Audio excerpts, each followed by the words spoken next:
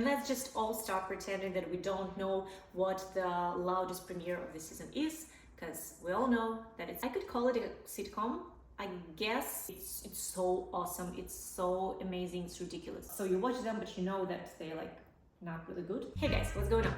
So the fall is here, it's official, and kids, in my days, fall was the season of TV shows premiere. So grab your pumpkin latte and let's find out what shows are waiting just around the corner for us to watch them. Welcome to the part 1 of the fresh fall shows that you should definitely watch, and obviously there's gonna be part 2. Okay, let's go. I made kind of categories. We have completely brand new premieres, like the first season of the show, that are coming or already releasing. Then we have returning stories, second, third, fourth, and so on seasons. And there's one show that I leave for dessert. It's a brand new show, but I completely fell in love with it just this week. So I'm leaving it till the end of this video to let you know what is the show. Sorry for manipulating, but it's how YouTube works. Show number 1 in the brand new premieres category. And let's just all start pretending that we don't know what the loudest premiere of the season is, because we all know that it's Penguin. I just watched first 2 episodes yesterday, and there are all episodes that are released now, and it's really good. This is a spin-off of Batman, obviously. It's the story of Oswald Cobblepot, aka the Penguin, and it's kind of his story of how he raised his empire. Story takes place obviously in Gotham. By the way, if you haven't watched the TV show Gotham, I highly recommend you. Back to Penguin. Imagine you're watching Batman and then you move your camera to the side and you see what's happening in the other area of Gotham. As I already mentioned, there are only 2 episodes out. What impressed me the most is, for example, there is almost no action in the first episode. It basically consists of several really long dialogues, but they're so good. You can't take your eyes off the screen. They just talking, and you can't just stop watching them. Colin Farrell is a Penguin. We all knew he's good, but oh, he's really good. I haven't done much of a research before watching the show, and it was really a surprise for me to see the mother and Joel. Christine Milioti, her act just gave me chills. It's so awesome, it's so amazing, it's ridiculous. With the announcement of a new Batman movie and Joker Part 2 coming to theaters, it's pretty common thing to support some big movie projects with some TV project, but Penguin doesn't feel like a supporting character, supporting show for some main movie. The second show in the category brand new premieres is English Teacher. This is a light dramedy.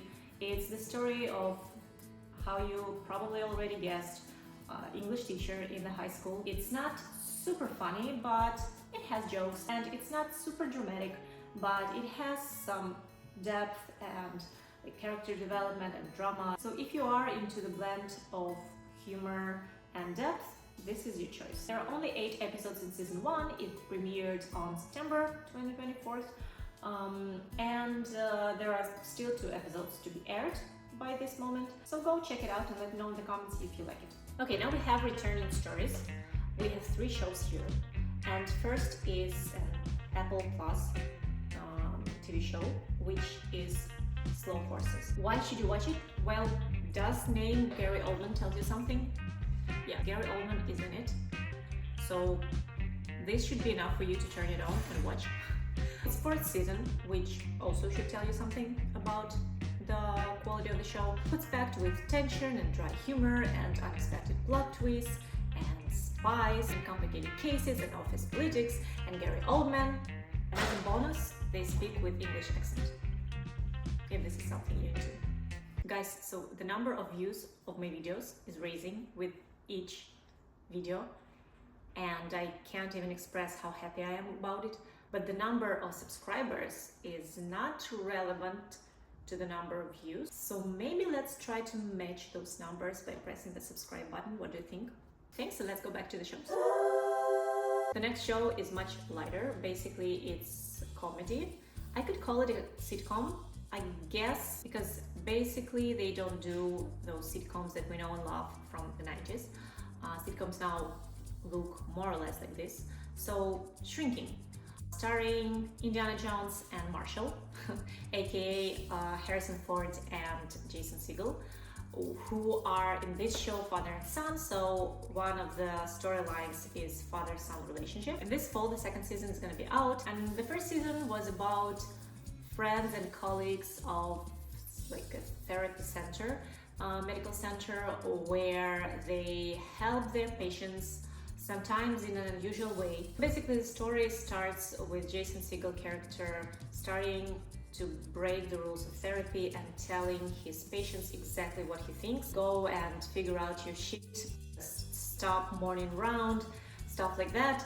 And surprisingly, it helps. Sometimes not in a way that you expected, but I'm not gonna spoil it for you. Therapists are going through their own dramas, and while helping their patients, they kind of figuring out those dramas they are in, something like that. So this is kind of a dramedy, I guess, as well, but not super deep drama and not super fun comedy, something in between. It's good, so you should try it.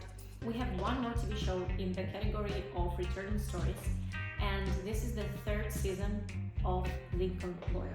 This is a story about a lawyer, surprise, surprise, who is moving around Los Angeles on his Lincoln Town car. He has his lawyer practice, he has a law firm and a team who consists of his ex-wife and her new fiance and a young woman that he helped out in the beginning of season 1, and together they're working on cases. It's one of those shows where, you know, they have one storyline across the season and separate small stories in each episode where they solving some case or they helping someone. It definitely won't become a legendary show, it's no Penguin obviously, but it's pretty good. It's, you know, it's just something that you can watch to relax, but not too much. Like your brain doesn't get tired. You know, there are shows that you watch, you know they're bad, but you just need to turn off your brain. So you watch them, but you know that they're like not really good. And you feel like your brain is like melting down. This is not one of those shows.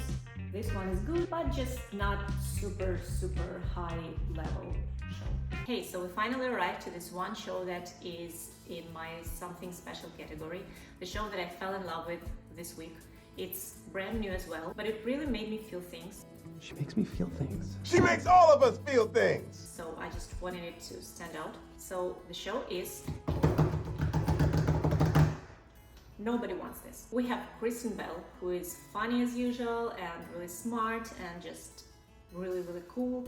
And we have Adam Brody, who is ridiculously hot and romantic. Kristen Bell's character is, and it was in the trailer, so not technically a spoiler, she has a podcast where she's discussing her failures in romantic life and also some juicy stuff of her personal life. And we have Adam Brody, who plays a Jewish guy, and the number one dream of his life is to become a rabbi. And they meet and try to build a healthy relationship.